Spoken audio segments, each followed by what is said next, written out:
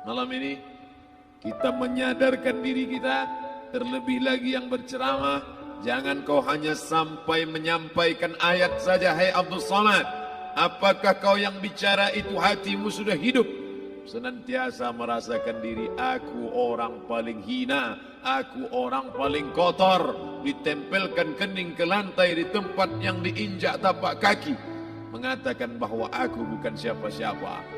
Umur diberikan Allah 40, 60, 70. Berapa yang kupakai untuk menolong agama Allah? Berapa yang kupakai untuk mengingat Allah? Mata, tangan, telinga, kaki akan diminta tanggung jawab di hadapan Allah. Dulu dibangga-banggakan, dihormati, dimuliakan. Yang kami muliakan Al-Mukarram, Al-Ustadz.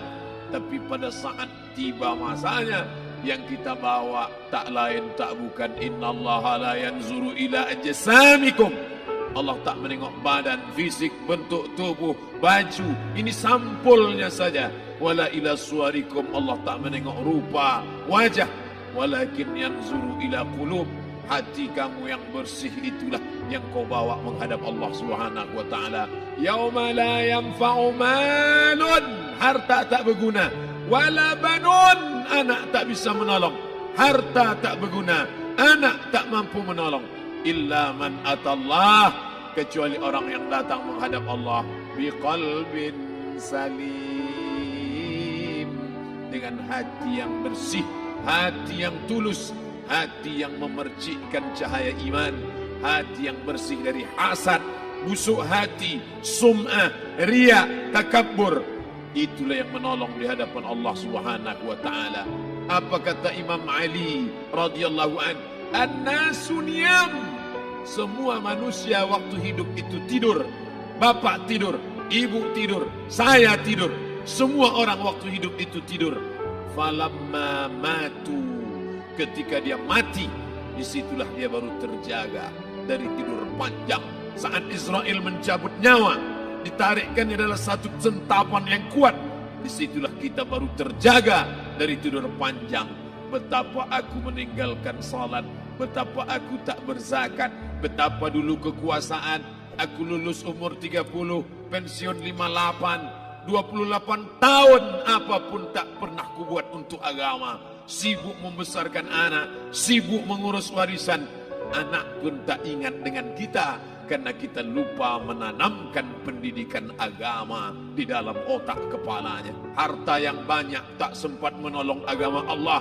Anak tunggal semata wayang tak sempat dididik agama. Istri meninggalkan dalam keadaan stres susah hatinya, karena dia tak diajarkan sabar menerima ridha ketetapan takdir Allah. Dan paling celaka, tak pernah anggota tubuh ini dipakai untuk berzikir, muhasabah, mengingat Allah. Tak pernah mata dipakai menengok Quran, kitab suci Allah. Tak pernah dipakai hati merenung sejenak, apa yang akan kubawa mati menghadap Allah Subhanahu wa taala. Abdul Somad dari dalam tanah naik ke atas tanah, ceramah,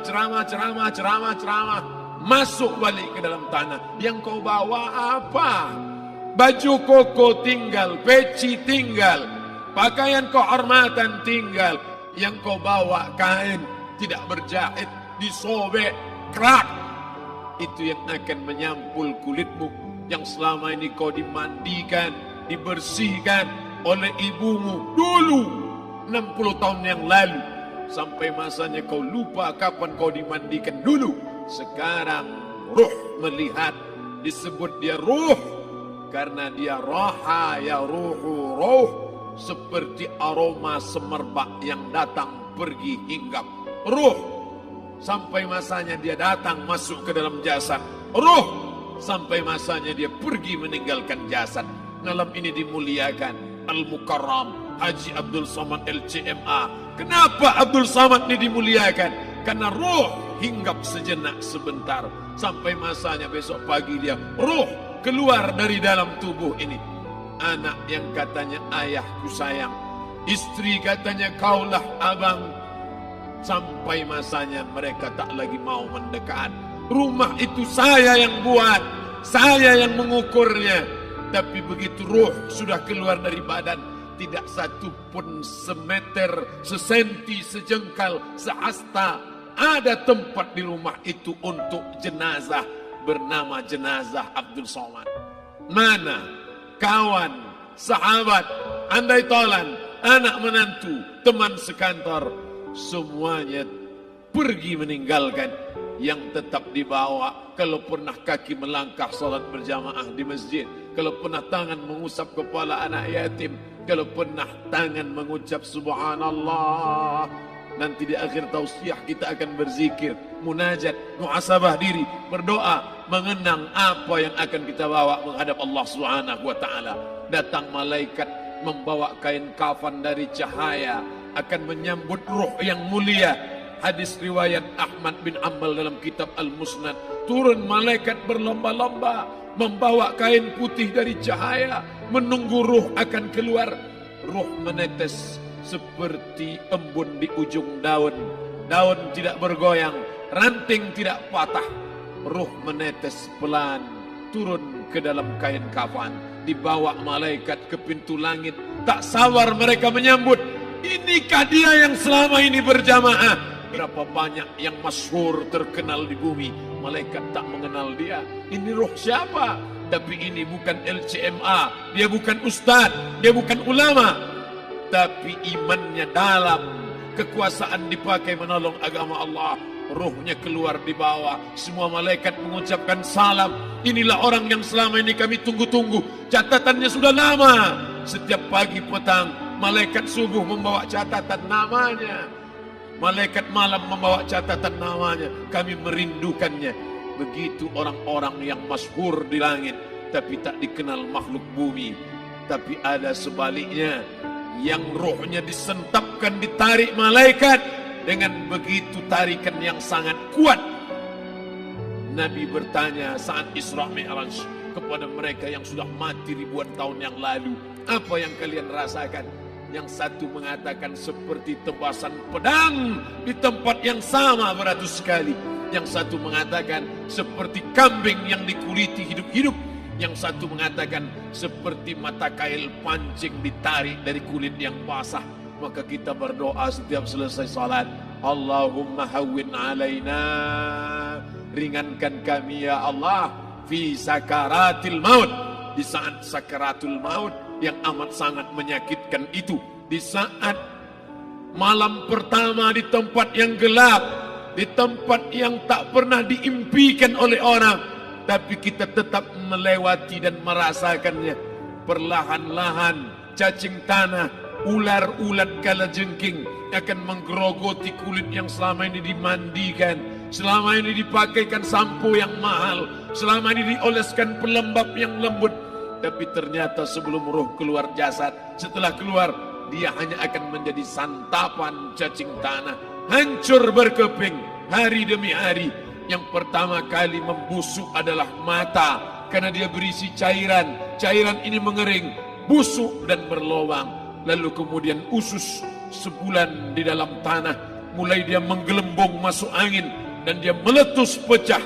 Cacing-cacing tanah mulai datang menggerogoti, memakan. Habis, siap tak siap, suka tak suka, kau akan didatangkan. Apa yang akan ditanya oleh Allah? Perbuatanmu, amalmu.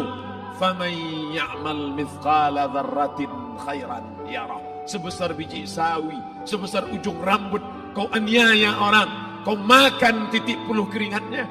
U'tul ajira ajrahu, berikan upah pekerjamu, gaji tukang panenmu, gaji tukang cuci setrikamu. Kau makan, kau tahan 3 bulan. Dia tak menuntut, dia senyum, dia hanya mampu mengadu kepada Allah. Tapi titik peluhnya yang keringatnya, air matanya akan kau balas di hadapan Allah Subhanahu wa taala. Di saat itu tak ada siapa bisa menolong. Hari ini uangmu banyak, kau bayar pengacara handal 1 jam 100 juta, bebas tanpa syarat. Tapi di hadapan Allah semua akan bersaksi. Al-yawma nakhtimu ala, lidah yang selama ini pandai bicara dikunci, ditutup Allah taala yang akan bicara. Wa tukallimuna aydihim wa tashhadu arjuluhum, kaki akan bersaksi, tangan akan bicara. Bima kanu yaksibun, yang pernah dilakukan di masa yang lalu. Mata melihat seolah-olah nyata perbuatan itu pernah dilakukan dulu. Kita lupa, kita tak ingat. Tapi catatan malaikat terlalu terang benderang. Wa in kullun lamma jami'ul ladaina muhdharun. Catatan dibaca sampai-sampai orang itu tak percaya. Ma li hadzal kitab, kenapa buku catatan saya ini la yughadiru saghiratan, yang kecil-kecil, wala kabiratan, yang besar-besar, ahsaha, semua tercatat dalam buku catatan yang nyata. Dalam surat Al-Isra apa kata Allah? Iqra. Hari ini kalau dikatakan Iqra baca Quran, Iqra baca Yasin, malam Jumat Iqra baca surat Al-Kahfi. Tapi sampai hari itu Yasin tak bermakna, Al-Kahfi tak lagi disuruh baca karena hidup sudah berakhir. Iqra, baca. Apa yang kau baca?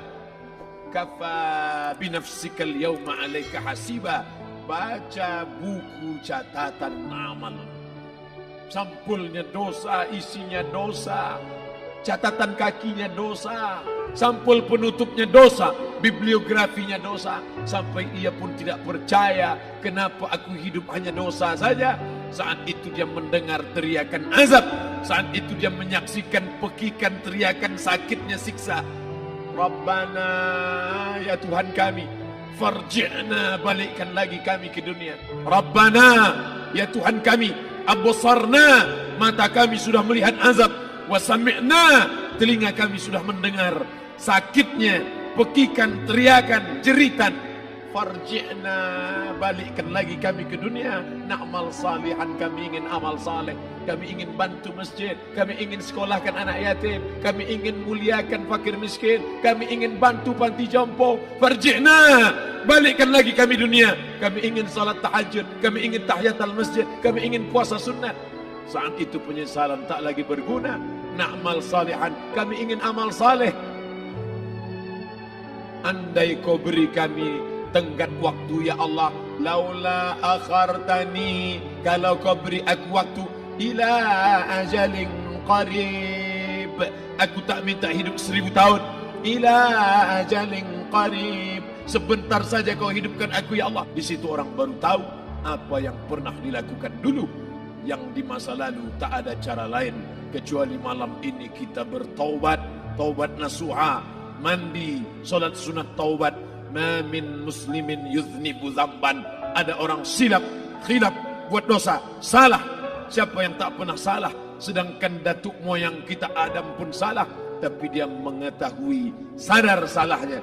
Dia berdoa, Rabbana zalamna anfusana, kami sudah menzalimi diri kami.